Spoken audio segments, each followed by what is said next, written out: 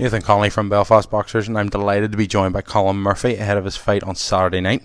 Firstly, how are we feeling heading into Saturday night, Colm? Yeah, I'm feeling very good. Reaping the rewards of training hard since before Christmas. After my last win, I was straight back in the camp with Dan, so no stone left unturned. We go again. I'm hoping to get the 11-0 safe and sound. Obviously, heading into Saturday night, you have an opponent that's, some would say maybe has a bit more experience with the 17 bouts over your 10. Obviously, those extra 7 being losses and draws. What do you make of your opponent with, that added experience? Do you think it will have a benefit on you? Well, even though he's older, the fact is I've trained extensively since I was 14 and got a lot of reward from the amateur circuit and a lot of hard fights then against top quality operators. So I do feel like even though he's older and probably more professional fights, I actually have better ring craft and experience than him. So I'll be using my past to my advantage here.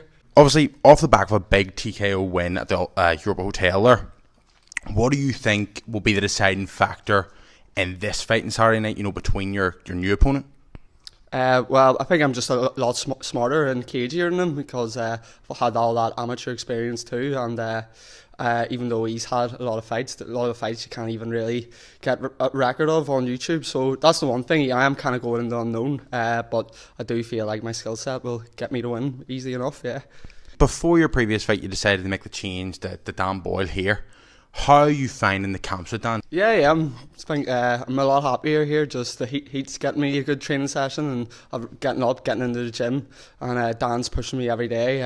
There's no cutting any corners with him, so that's what I mean. I have him on my shoulder, and have to be strict with that. So he's going to find out if I am skipping any corners. So that's what I got to do. It's been a good way change in lifestyle.